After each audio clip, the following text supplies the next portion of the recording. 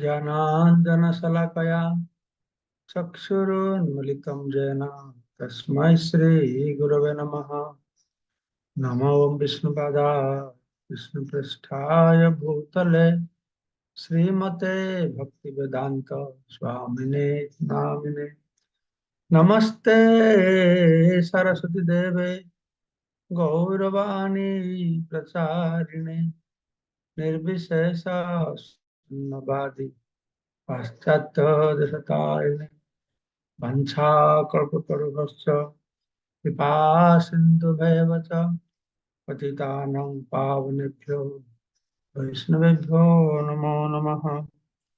जय आजानुलम्बितभुजौ कनकावदातो सङ्कीर्तनैकपितरौ कमलायताक्षौ विश्वम्भरो द्विजभरो जुगधर्मपालो वन्दे जगत्प्रियकरो करुणावतारो चिराददत निजगुप्तवीतं स्वप्रेम नामामृतमत्तुतारम् आपामरजभिततारं गौरकृष्णजनभ्यो तमहं प्रपद्ये। आनन्दलीलामय विग्रहाय हेमावतीर्यच्छविसुन्दराय तस्मै महाप्रेम रसप्रदाय चैतन्यचन्द्राय नमो नमस्ते। जय श्री कृष्ण चैतन्य प्रभु नित्यानंद श्री अद्वैत गदाधर शिवासादि श्री गौर भक्तवृंद। हरे कृष्ण कृष्ण कृष्ण हरे हरे हरे राम राम राम हरे हरे। मुखं करोति वाचालं पंगुलं गिरिं यत्कृपातमहं वन्दे परमानंद माधवम श्री गुरु जनतारिणम श्री चैतन्य ईश्वर। तो আমরা শ্রবণ করছি শ্রী চৈতন্য চরিতামৃত আদি লীলা ষষ্ঠ অধ্যায় থেকে। এখানে অদ্বৈত আচার্যের মহিমা তত্ত্ব বর্ণনা করা হয়েছে, সেই সম্পর্কে আমরা শ্রবণ করলাম। কিভাবে সবাই হচ্ছে ভগবানের দাস। কোন ভগবান? না, কৃষ্ণ ভগবান। তিনি হচ্ছেন স্বয়ং ভগবান। এতে চাঞ্চ কলাপুঞ্চ কৃষ্ণস্থ ভগবান স্বয়ং। আর সব তার প্রকাশ, আর সব ভগবান। তারাও এর সেবায় লাগে, সেবা নিযুক্ত থাকে, সেবা অভিলাষ করে। এজন্য বলা আছে একলা ঈশ্বর কৃষ্ণ আর সব ভৃত্য। সে ভৃত্য গুরুজন নন্দ বাবা থেকে শুরু করে সমস্ত ব্রজবাসী, লক্ষ্মী দেবী থেকে শুরু করে বলরাম পর্যন্ত আমরা শ্রবণ করলাম। সবাই কৃষ্ণের সেবায় কি করে আগ্রহী আছে। ঠিক আছে, তো কালকে এক্স্যাক্টলি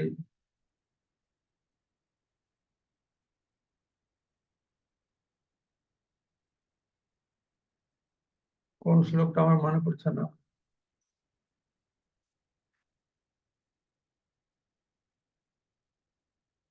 মহারাজ 94 থেকে 94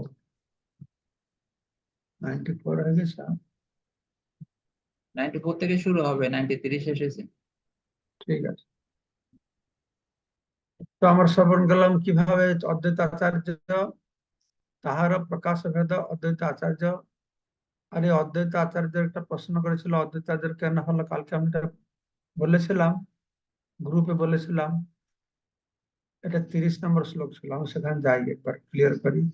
তার উত্তরটা ওই কৃষ্ণদাস কবিরাজ গোস্বামী চৈতন্য চরিতামৃতে আগের শ্লোকের মধ্যে বর্ণনা করেছেন। আমি পরে দেখলাম কত নম্বর শ্লোক ছিল। বৈষ্ণবের গুরু তেহ জগতের আর্য, দুই নাম মিলন হইল অদ্বৈত আচার্য। তো এই কথা পূর্ব শ্লোকে বর্ণনা করা হচ্ছে। আচ্ছা, মহাবিষ্ণুর অংশ অদ্বৈত গুণধাম, মানে অদ্বৈত আচার্য হচ্ছেন মহাবিষ্ণুর অংশ। যেহেতু তিনি মহাবিষ্ণুর অংশ, তাই ঈশ্বরের অভেদ, মহাবিষ্ণু থেকে কোনো ভেদ নেই। সেই জন্য তাকে বলা হলো তেই অদ্বৈত পূর্ণ নাম, তার নাম হলো অদ্বৈত। অর্থাৎ ভগবান বিষ্ণু থেকে দ্বৈত আলাদা নন, একই, এটা হলো অদ্বৈত। তারপরে বলা আছে আচার্য। আচার্য কি হলো? যে জগৎকে শিখায় সে হলে আচার্য। এখানে 27 নম্বর শ্লোকে বলা হলো যে পূর্বে যেছে কইল সর্ব বিশ্বের সৃজন, মহাবিষ্ণু রূপে সারা বিশ্বের সৃষ্টি করেছেন। মহাবিষ্ণু থেকে অভিন্ন অদ্বৈতাচার্য উপাদান কারণ রূপে বিশ্বের সৃষ্টি করেছেন। তাই অদ্বৈত হলো ভগবান থেকে যার আলাদা নয়, এক। তারপরে আচার্য কেন না, অবতারী কইলে ভক্তি প্রবর্তন, এবারে সে কৃষ্ণ ভক্তিকে প্রচার করেছেন, তাই তিনি আচার্য। নিজে আচরণ করে শিখাচ্ছেন। জীব নিস্তারিল কৃষ্ণ ভক্তি করি দান, গীতা ভাগবত কইল ভক্তির ব্যাখ্যা। এটা আচার্যের কাজ। আচার্যের কাজ কি? কৃষ্ণ ভক্তি প্রচার করে জীবের উদ্ধার করবে। আর গীতা ভাগবত, ভগবত ভক্তির আলোকে ভগবত গীতা ও শ্রীমদ ভাগবত ব্যাখ্যা করবে। গীতা ভাগবতে কইল ভক্তির ব্যাখ্যা, ভক্তি প্রচার করছে, কিন্তু ওনার ভক্তি প্রচার ছিল কি না, গীতা আর ভাগবতের শিক্ষার ভিত্তিতে তিনি ভক্তি প্রচার করেছেন। ভক্তি উপদেশ বিনু তার নাহি কার্য, অতএব নাম হইল অদ্বৈত আচার্য। এটা আছে এই পূর্ব ব্যাখ্যার কনক্লুশন, এই 29 নম্বরে বলা হলো। তো সেই জন্য অদ্বৈত আচার্য হলো বৈষ্ণবের গুরুদেহ জগতের আর্য, দুই নাম মিলনে হইল অদ্বৈত আচার্য। অদ্বৈত মহাবিষ্ণু থেকে আলাদা নন, আচার্য তিনি জগতে এই ভক্তি প্রচার করছেন, তিনি আচার্য। আজকে হচ্ছে শ্লোক নম্বর 90,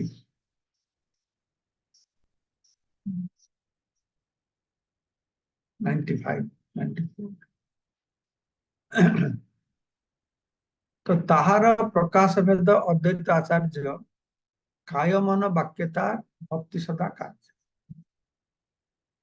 অদ্বৈত আচার্য হচ্ছেন তার প্রকাশ, কায় মন বাক্যে তিনি ভক্তিমূলক সেবা করছেন। বাক্যে কহে মুই চৈতন্য অনুচার, মুই তার ভক্ত মনে ভাবে নিরন্তর। এখানে কি দেখানো হলো না, উনি মুখে তো বলছেন যে আমি চৈতন্য অনুচর, শুধু মুখে মুখে বলছেন তাই নয়, তিনি অন্তরে সবসময় এই ভাবটি বহন করছেন, যে আমি চৈতন্যের ভক্ত। ঠিক আছে, চল তুলসী দিয়া করে কায়াতে সেবা, ভক্তি প্রচারিয়া সব তারিলা ভুবন। তিনি গঙ্গা জল তুলসী পত্র অর্পণ করে, তার দেহ দ্বারা ভগবান তার সেবায় নিযুক্ত আছেন, আর তিনি ভক্তি প্রচার করে জগতের উদ্ধার করছেন। ভগবানের সেবা করছেন, জগতের উদ্ধার করছেন। জল তুলসী দিয়ে ভগবান সেবা করছেন, ভক্তি প্রচার করে জগৎকে উদ্ধার করছেন। পৃথিবী ধরে না যেই শেষ সংকর্ষণ, কায় বিহ করি করেন কৃষ্ণের সেবা। তো শেষ সংকর্ষণ, যিনি তার কণার উপরে পৃথিবীকে ধারণ করেছেন, তিনি নিজেকে বিভিন্নভাবে প্রকাশ করে কৃষ্ণের সেবা করেন, 10 ভাগে প্রকাশ করেন। আমরা কালকে শুনেছিলাম ছত্র, পাদুকা, শয্যা, আসন, ঘর। কালকে আমি পড়তে পড়তে কোথায় দেখলাম একটা 9-10টা লেখা হয়েছে। শেষ হয়তো কালকে একজন জিজ্ঞাসা করছিল না কি 10টা, কোন একটা এই বইতে না কোথায় ভাগবত কোথায় পড়তে পড়তে দেখলাম, বলে গেলাম লিখে রাখতে ওটা। ওই 10টার নাম দেওয়া হয়েছে, এইগুলি সব পাদুকা, ছত্র, চামর, এইসব জিনিস। মন্দির, মন্দির হচ্ছে ভগবানের শেষ তার প্রকাশ। সেই জন্য আমরা যখন মন্দির প্রবেশ করি দেখি সবাই লোক, সাধারণ লোক দেখি প্রথমে মন্দিরকে স্পর্শ করে মাথায় লাগাবে, সম্মান করবে, কারণ সে ভগবান শেষের প্রকাশের জন্য। এই সব হয় শ্রীকৃষ্ণের অবতার, নিরন্তর দেখি সবার ভক্তি আচার। কৃষ্ণের অবতার কিন্তু আবার কৃষ্ণের ভক্ত, সবার মধ্যে এই ভাবটা থাকে। এই অচিন্ত ভেদাভেদ তত্ত্বের মতন একটা, এরা ভগবান হলেও এদের ভিতরে ভক্তি ভাব রয়েছে। এইসবাকে শাস্ত্রে কহে ভক্ত অবতার। ভক্ত অবতার পদ উপরি সবার অদ্বৈতাচার্য আছেন ভক্ত অবতার ভক্তাখ্যম নমামি ভক্ত শক্তিকম। ভক্ত অবতার আছেন অদ্বৈতাচার্য। পরমেশ্বর ভগবান বিভিন্ন ভাবে অবতরণ করেন, কিন্তু ভক্ত রূপে তার অবতরণ জীবের কাছে সমস্ত ঐশ্বর্য সম্মানিত তার অনন্য সমস্ত অবতারদের থেকেও অধিক মঙ্গল। ভগবান আসেন কূর্ম রূপে, বরাহ রূপে, নরসিংহ রূপে, বিভিন্ন রূপে, কিন্তু ভগবান যখন ভক্ত রূপে আসেন তার দ্বারা জীবের আর বেশি মঙ্গল হয়। কেন? সেই স্বরূপে তিনি ভগবানের মহিমা প্রকাশ করেন। ভগবানের মহিমা প্রকাশ না করলে ভগবান আসলেও ভগবান কেউ চিনবে না। সেজন্য ভগবান ভক্তিভাব অঙ্গীকার করে আসছেন জগৎকে শিক্ষা দেওয়ার জন্য। তো কৃষ্ণ তিনি তো সবার কাছে সেবা পাচ্ছে, সে সে সে তো সেবা নিচ্ছে সবার কাছ থেকে। কৃষ্ণ তো ভক্ত নয়, সে অন্তর ভগবান, কিন্তু ভক্তি ভাবকে গ্রহণ করছে। কিন্তু যারা ভক্ত অবতার তারা স্বাভাবিক ভাবেই তাদের মধ্যে ভক্তি ভাব রয়েছে। কৃষ্ণ যেরকম রাধারানীর ভাবটাকে গ্রহণ করলো, অন্য সমস্ত অবতাররা যারা ভক্ত অবতার বলা হচ্ছে তারা গ্রহণ করে না। আমি যা মনে করি এটাই, তার স্বরূপেই তাদের আচরণ হচ্ছে ভক্তের মতো। ঠিক আছে, যদিও তারা ভগবান, জগতের কল্যাণের জন্য, জগৎকে শিক্ষা দেওয়ার জন্য। তো সর্ব ঐশ্বর্য সম্মানিত ভগবানের অবতারের তত্ত্ব হৃদয়ঙ্গম করতে গিয়ে বদ্ধজীবীরা কখনো কখনো বিভ্রান্ত হয়ে পড়ে। বদ্ধজীবী বিভ্রান্ত হবে কি? তথাকথিত মুক্তজীবীরা বিভ্রান্ত হয়ে পড়ছে বদ্ধজীবীর কথা। শ্রীকৃষ্ণ এই জগতে অবতীর্ণ হয় বহু অলৌকিক লীলাবিলাস করেছিলেন, কিন্তু তা সত্ত্বেও জড়বাদীরা তাকে চিনতে পারে না। তিনি এসেছেন, কৃষ্ণ এসে 7 বছর বয়সে গিরি গোবর্ধনকে ধারণ করেছেন, 6 দিনে পুতনাকে বধ করেছেন। কৃষ্ণ সম্পর্কে যে শাস্ত্র থেকে জেনে লোকেরা বলছে কৃষ্ণকে উপহাস করছে, কৃষ্ণ ভুল ধরছে, কেউ সেই শাস্ত্র একই তার কৃষ্ণটা কিছু ভুল করলো, কৃষ্ণ গোপীদেরকে নিয়ে ডান্স করলো, এটা যে শাস্ত্রে লেখা হয়েছে। তো কৃষ্ণ 7 বছর বয়সে গিরি গোবর্ধন ধারণ করলো, 8 যোজন উঁচু। তাহলে শাস্ত্রে যদি এটাকে মানতে হয়, এটাকে মানতে হবে, সবটাকে মানতে হবে। মান লোকেরা সেরকম সবটাকে মানে না। কেন না? তারা তাদের মনকে মানে, তো তারা শাস্ত্রকে মানে না, মনকে। মন যেটা বুঝে সেটাই বলে, এই সমস্যা। এই জন্যই ভগবান নিরাকার হলে বেশি বিভ্রান্ত নেই, ভগবান বিষ্ণু বৈকুণ্ঠে আছেন বেশি বিভ্রান্ত নেই। তা সে বিষ্ণু এই জগতে আসেন, সে সবাইকে বিভ্রান্ত করবে। নাস্তিক, আস্তিক, কর্মী, জ্ঞানী, যোগী সব বিভ্রান্ত হয়ে পড়ে। তাই তার বিভিন্ন মতবাদ পোষণ করে, হয়তো ভগবান নাই, ভগবান থাকলে নিরাকার আছে, এই বিভিন্ন রকমের জিনিস। শ্রীকৃষ্ণ এই জগতে অবতীর্ণ হয় যে বহু অলৌকিক লীলাবিলাস করেছিলেন, কিন্তু তা সত্ত্বেও জড়বাদীরা তাকে চিনতে পারে না। চৈতন্য মহাপ্রভু যখন অবতীর্ণ করলেন তিনি অধিক ঐশ্বর্য প্রকাশ করেন, তার কম সংখ্যক বদ্ধজীব বিভ্রান্ত হয়েছে। তো ঐশ্বর্য দেখেও লোকের বিভ্রান্ত হচ্ছে। তো ভগবান তো ভক্তিভাব অঙ্গীকার করেছেন, তার ঐশ্বর্য প্রকাশ করেছেন সাধারণ মানুষের কাছে না, শুধু ভক্তের কাছে। তো এবার যে ভগবত তত্ত্ব না জানে বহু মূর্খ নিজেদের ভগবানের অবতার বলে মনে করে, এই হচ্ছে সমস্যা। যদি ভগবান ঐশ্বর্য জানতো, আরে ভগবানের ঐশ্বর্য জানা দূরে থাকুক, ভগবানের শব্দের অর্থটা যদি জানতো, তাহলে মানুষ নিজেকে ভগবান বলে দাবি করতো না। আর মূর্খ মানুষেরা কাউকে ভগবান বলে স্বীকারও করতো না। যেহেতু ভগবানকে, ভগবানের লক্ষণ কি, তার গুণ কি, এই দূরে থাকুক, ভগবান শব্দের সংজ্ঞাটা কি, এই ঐশ্বর্য সমগ্রস্য বিদ্যুৎ জ্ঞান বৈরাগ্যস্য স্বরাঙ্গ তিঙ্গনা, এটা যদি মানুষ জানতো, তাহলে তো তারা ভয় পেত, আরে আমার মধ্যে গুণ নেই, আমি কি করে ভগবান হতে পারি। সাধারণ মানুষ বলতো, আরে তোমার থেকে গুণ আছে, তুমি কি করে ভগবান বলে দাবি করছো।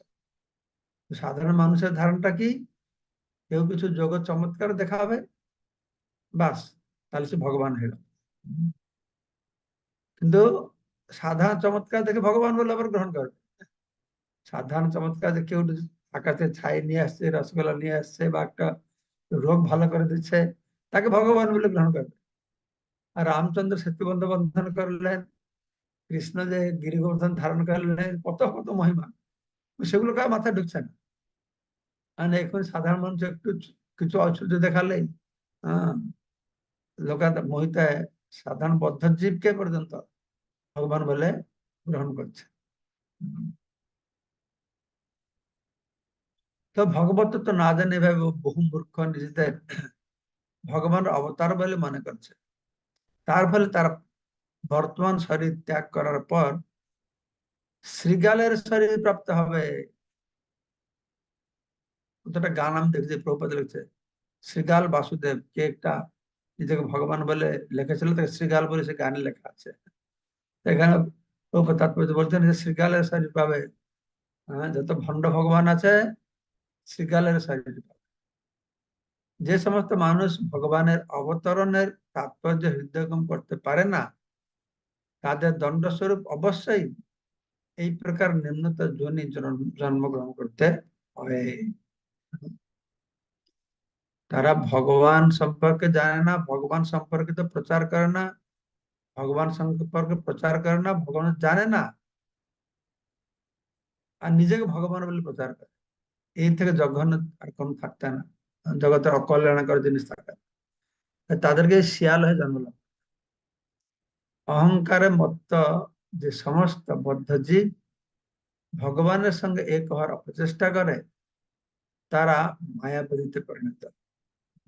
মায়াবাদী মানে কি, আমরা সবাই ভগবান, মায়ের সংস্পর্শে এসে জীব হয়ে গেছি, মায়া মুক্ত হলে আবার ভগবান হয়ে যাব। সেজন্য এখানে বলা হচ্ছে যে বদ্ধ জীব ভগবানের সঙ্গে এক হওয়ার প্রচেষ্টা করে, সেটা হচ্ছে মায়াবাদ। একমাত্র অংশে কৃষ্ণ, অংশ অবতার, অংশী অংশে দেখি জ্যেষ্ঠ কনিষ্ঠ আচার। কৃষ্ণ হচ্ছেন অংশী, কৃষ্ণ হচ্ছেন পরাৎপর পরমেশ্বর, কৃষ্ণ হচ্ছেন স্বয়ং ভগবান, আর সব ভগবান। কৃষ্ণ হচ্ছেন অংশী, আর সব তার হচ্ছে অংশ। তার অবতাররা তার অংশ, জীবও তার অংশ।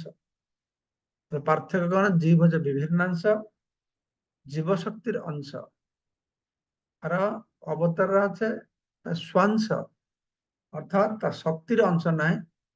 অবতাররা শক্তিমান, জীব তো শক্তিমান নয়, শক্তি। অবতাররা শক্তিমান। তো অংশে অংশে দেখি জ্যেষ্ঠ কনিষ্ঠ আচার। আর আমরা দেখতে পারি যে অংশী হবে সে জ্যেষ্ঠ, যে অংশ হবে সে হবে কনিষ্ঠ। ঠিক আছে, জ্যেষ্ঠ ভাবে অংশীতে হয় প্রভু জ্ঞান, কনিষ্ঠ ভাবে আপনাতে ভক্ত অভিমান। তো প্রভু হচ্ছেন চৈতন্য মহাপ্রভু, অভিন্ন কৃষ্ণ, তিনি জ্যেষ্ঠ, তাই তিনি হচ্ছেন অংশী। হম, তো সমস্ত অবতারদের অংশী জ্যেষ্ঠ ভাব সম্মানিত হয়, নিজেকে প্রভু বলে মনে করেন, এবং কনিষ্ঠ বলে তিনি আবার নিজেকে ভক্ত বলে অভিমান করেন। তো অংশী হিসাবে সে জ্যেষ্ঠ, আর কনিষ্ঠ বলে নিজেকে অভিমান করেন। ঠিক আছে, অংশ নন, তবু কনিষ্ঠ। তো খণ্ডিত বস্তুকে অংশ বলা হয়, যে বস্তুর খণ্ড সে বস্তুকে বলা হয় অংশী। অংশ আর অংশী এটা পার্থক্য। টুকুরা ছিল অংশ, পূর্ণটা হচ্ছে অংশী। অবশ্য ওই রকম মনে করবে না জীব ভগবানের পাথর টুকরোর মতো একটা অংশ, বা অবতারের পাথর টুকরোর মতো অংশ, তা না। এটা প্রবাদ বলেছেন আমাদের বুঝবার জন্য, অংশী আর অংশের মানে কি। কিন্তু সেই রকম অংশ নয়, পাথর একটা ভেঙে টুকরো হয়ে গেল, তার একটা অংশ বেরিয়ে গেল, সেরকম। তাই অংশ অথবা খণ্ড অংশীর অন্তর্গত, তাহলে অংশটা অংশীর অন্তর্গত। অংশী প্রভুর অংশী প্রভুর অংশ হচ্ছে ভক্ত।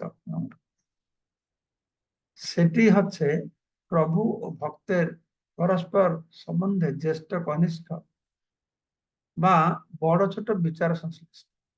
বড় নাম প্রভু, ছোট নাম ভক্ত। অংশী এটা লিখেছে, আমার বইতে পড়তে পারছি। অংশী কৃষ্ণ, বলদেব সমস্ত বিষ্ণু অবতার হচ্ছেন অংশ। বলদেব আর সমস্ত বিষ্ণু অবতার তারা হচ্ছে অংশ। কৃষ্ণ হচ্ছেন অংশী, এরা হচ্ছে অবতার।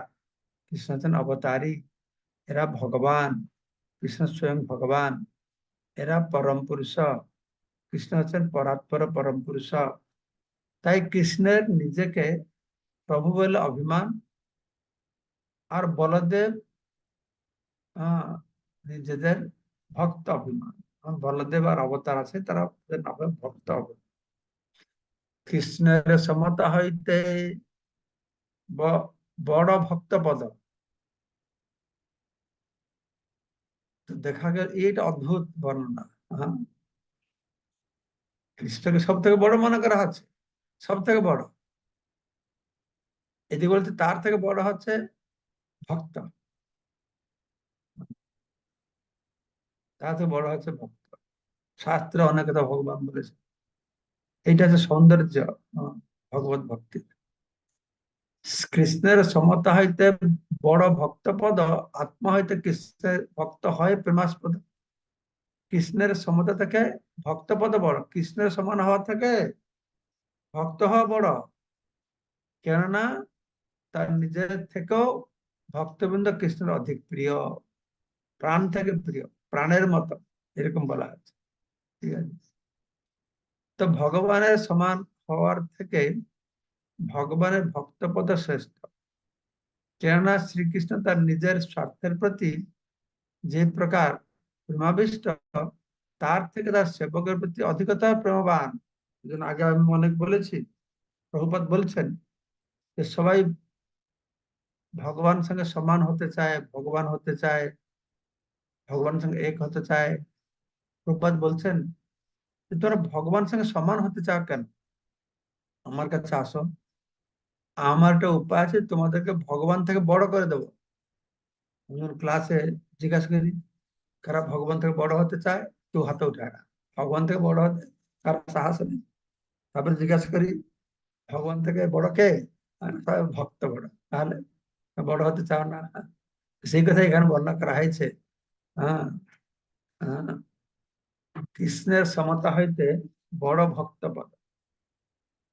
তারপর যদি বলা আছে ভগবানের সমান হওয়া, ভগবানের সমান হওয়া থেকে ভগবান ভক্তপদ শ্রেষ্ঠ। কেন? ভগবান নিজের স্বার্থের জন্য যা চিন্তা করে না, ভক্তকে বেশি চিন্তা করে।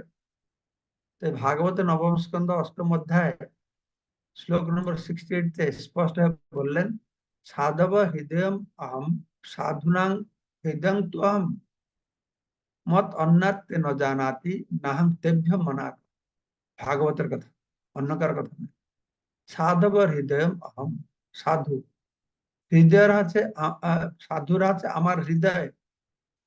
সাধুনাং হৃদয়ং তু অহম, কোন রকম সাধু আমার হৃদয়? সাধুর আমার হৃদয়, হ্যাঁ, আর আমি আমার ভক্তের হৃদয়।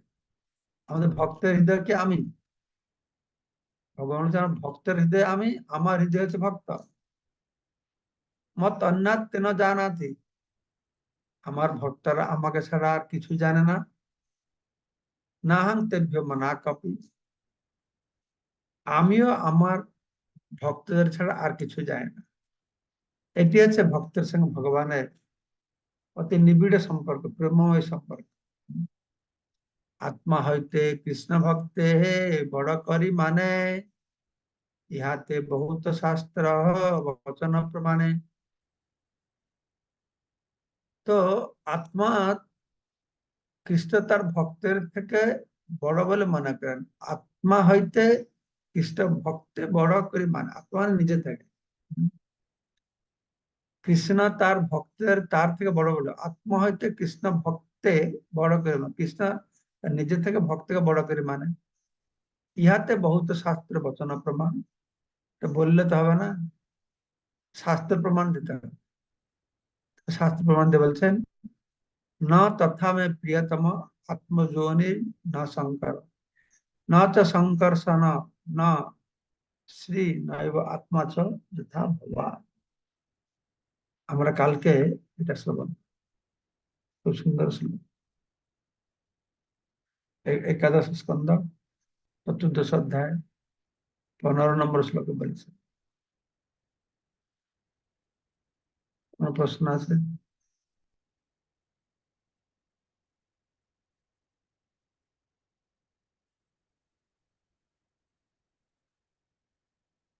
ঠিক আছে, তাহলে আজকে কোনো প্রশ্ন নাই। ভালো সরল জিনিস, এরকম কিছু কিছু জিনিস আসবে, খুব সরল থাকবে, মন দিয়ে শুনতে পারলে আমরা বুঝতে পারবো। এইসব বর্ণায় মুখ্যত বলা আছে যে কিভাবে আমাদেরকে দাস হতে হবে, ভক্ত হতে হবে, এর মাধ্যমে জীবনের সর্বশেষ বস্তু আমরা লাভ করতে পারবো। সুধাময় কেশব প্রভু,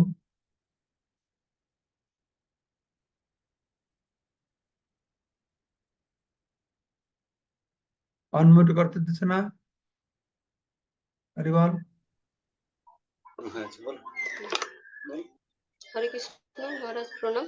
সুন্দর ক্লাসের জন্য ধন্যবাদ মহারাজ। আগে যে ছিল 79 নম্বর শ্লোকে এই রুদ্র সম্পর্কে যে বলা হয়েছিল, এখানে সেই যে একটা লাইন আছে মিডিলে, শ্রী বিষ্ণু সাংস আর সৃষ্টিকারী বিভিন্নাংশ জীব, এইখানে বিভিন্নাংশ জীবটা কেন বলা হয়েছে? এই যে বললাম বিভিন্নাংশ জীব আর স্বাংশ, স্বাংশ হচ্ছে ভগবানের অবতার, বিভিন্নাংশ হচ্ছে জীব। জীবটা ভগবানের জীবশক্তির অংশ, জীবশক্তি থেকে আসছে। ঠিক আছে, বুঝতে পারছ?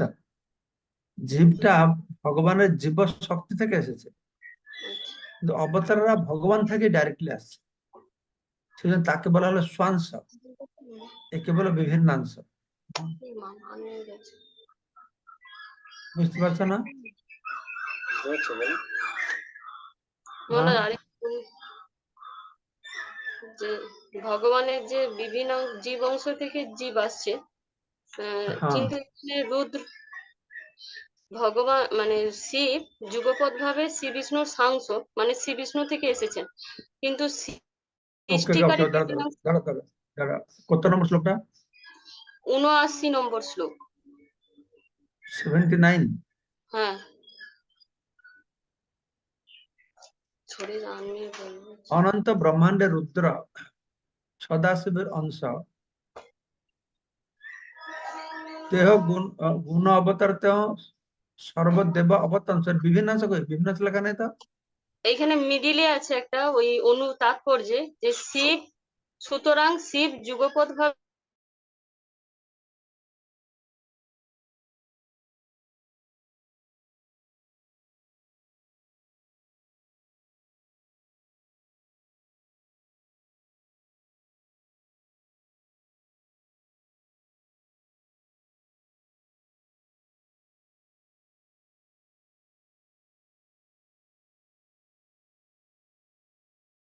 এর সঙ্গে তুলনা করা হয়।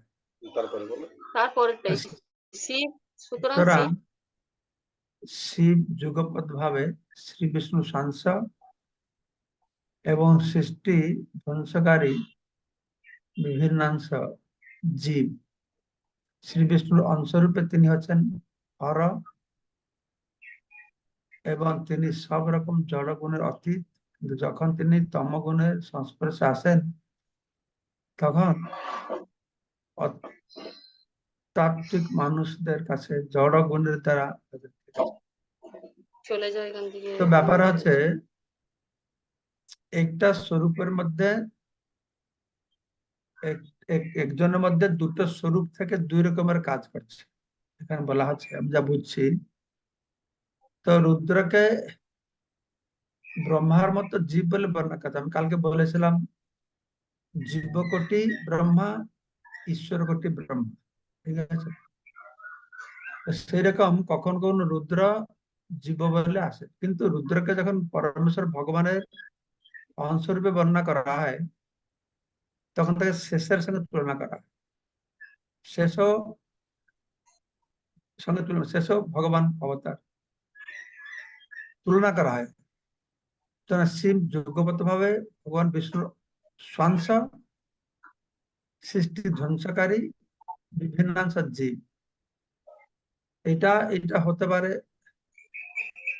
যে তার মধ্যে ভগবান আর ভক্ত বা জীব তার দুটো স্বরূপ তার মধ্যে রয়েছে। যেরকম দেখা যায় এক একটা জীবের মধ্যে দুজন থাকে। হরিদাসের মধ্যে প্রহ্লাদ ছিলেন, আর কে ছিল? হরিদাস ঠাকুর, ব্রহ্মা, হ্যাঁ, আর কে?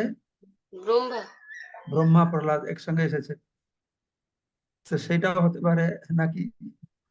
সুতরাং শিব যুগপৎ ভাবে শ্রী বিষ্ণু সাংসস, যখন শিব অনন্ত শেষ রূপ সঙ্গে তুলনা করা হলো তখন হলো স্বাংশ। আর কখন তিনি যে অংশটা জগৎকে ধ্বংস করছেন সেটাকে বলে বিভিন্নাংশ জীব। এটাকে বুঝতে পারো বা মনে করতে পারো কখন কখন তিনি ভগবানের অবতার, ঈশ্বর কোটি শিব, আর কখন কখন তিনি জীব কোটি শিব।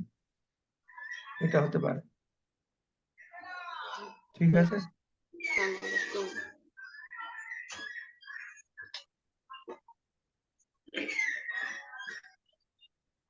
আর কেউ আছে? সুভাষিনী মাতাজি। হরে কৃষ্ণ, দণ্ডবাদ প্রণাম মহারাজ, আপনার শ্রী চরণে অমৃতময় ক্লাসের জন্য ধন্যবাদ। মহারাজ, এই শ্লোক নাম্বার 99 এর তাৎপর্যে বলছে যে এই তাৎপর্যের শেষের দিকে বড়র নাম প্রভু, ছোটর নাম ভক্তা, অংশী হয় 26 প্লাস কৃষ্ণ এবং বলদেব ও সমস্ত বিষ্ণু অবতার হচ্ছেন তার অংশ।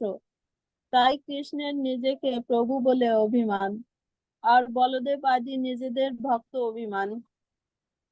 এখানে মহারাজ 26 প্লাস কৃষ্ণ, এইখানে কিভাবে বুঝবো মহারাজ? এটা একটু কৃপা করে বুঝান। 26 প্লাস কি আপনি যা বলছেন আমি তো নিজে বুঝতে পারছি না, আপনাকে বুঝাবো কি করে? কি প্রশ্ন আপনার? কি শ্লোক 99? না, শ্লোক 99 বলতে হবে না। শ্লোক 99 বলে আপনি আপনার ভাষায় বলুন কি প্রশ্নটা আপনার। বই থেকে পড়বে না আপনি। না, তাৎপর্য কি আছে ঠিক আছে, আমি বুঝতে আপনার পারিনি। প্রশ্নটা বলুন। এখানে মহারাজ ছোট নাম ভক্তা, অংশী 26 প্লাস কৃষ্ণ। এই 26 প্লাস কি যায় না কৃষ্ণ আমি বুঝতে পারলাম না এখানে। সেটা আমিও বুঝতে পারি না, এটা 26 প্লাসটা ভুল ছাপানো হয়েছে না কি ব্যাপার। অংশী কৃষ্ণ তো বোঝা আছে, বুঝতে পারছেন? আমার বই তো সেরকম দেখাচ্ছে, প্লাস দেখাচ্ছে না, একটা সিম্বল দেখাচ্ছে। বুঝতে পারছেন? শ্রীকৃষ্ণ এবং বলদেব সমস্ত বিষ্ণু অবতার হচ্ছেন তার অংশ, এটা ক্লিয়ার হচ্ছে। ওই জিনিসটা কিছু প্রিন্টিং ভুল ভাল হয়েছে মানে, ইংরেজি বইটা চেক করতে হবে। ঠিক আছে, ঠিক আছে মহারাজ, ধন্যবাদ। হরে কৃষ্ণ। ধন্যবাদ, প্রণাম আপনার শ্রীচরণে। আমি দেখলাম আমার বইতেই ভুল আছে, কিন্তু আপনারা সবাই কি ভুল দেখছেন। ঠিক আছে, তাহলে সবাইকে অশেষ ধন্যবাদ। বাঞ্ছা ধন্যবাদ। বাকি আছে মহারাজ, হ্যাঁ, বনেশ প্রভু বাকি আছে। কি আছে? না না, বনেশ প্রভু। আমাকে কালকে কেননা আমাকে হরে কৃষ্ণ, কলকাতা মন্দিরে ধন্যবাদ, যেতে প্রণাম হবে। মহারাজ। আমাদের এই জায়গায় নেট কি হয়েছে? ঠিক আছে বল, মহারাজ, বল। তাহলে আজকে শেষ করেন, আগামীকাল দিবেন। হ্যাঁ, আমাকে একটু কলকাতা মন্দিরে যেতে হবে, আমি ভাগবত ক্লাস দেবো। আচ্ছা। আমি কলকাতায় আছি এখন। ঠিক আছে, বাঞ্ছা কল্পতরুভ্যশ্চ বাসিন্দ ভবত পতিতানাং পাবনেভ্যো বৈষ্ণবেভ্যো নমো নমঃ।